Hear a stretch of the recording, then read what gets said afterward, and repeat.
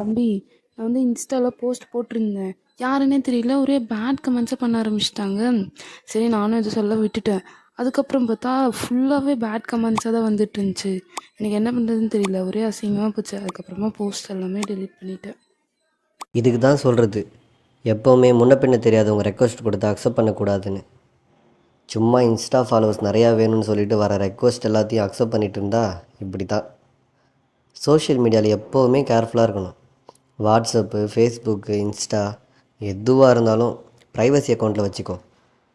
In case உனக்கு social மீடியாவில் இந்த மாதிரி பிரச்சனை நடந்தால் 181 இந்த ஹெல்ப்லைனில் கம்ப்ளைண்ட் பண்ணு.